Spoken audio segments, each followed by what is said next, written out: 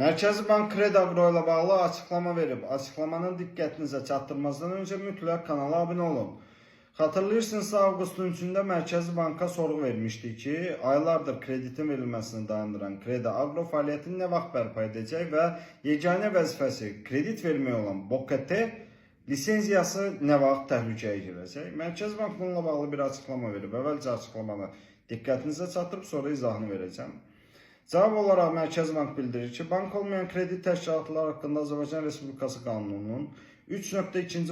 maddəsinə əsasən qanunvericilikdə nəzərdə tutulmuş hallar istisna olmaqla BOKT dövlət hakimiyyəti və bələdiyyə orqanlarına asılı deyil və həmin orqanlar onun cari fəaliyyətinə müdaxilə edə bilməzlər.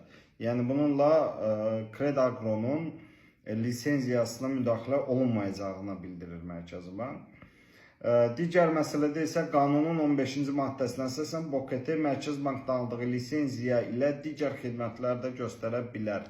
Yəqin ki, burada lambardı və s. və axırı nəzərdə tutublar. Yekun nəticə belədir ki, qısadan hissə budur ki, Mərkəzi Bank Kredi Agro'ya müdaxilə etməyəcək.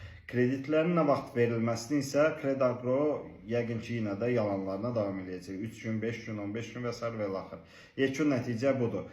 Mərkəzi Bankın və mənim çatdıracaqlarım sizə bu qədər. Sizin yazacaqlarınız isə şərh bölməsində biləcək. Ürəyinizi orada boşalda bilərsiniz.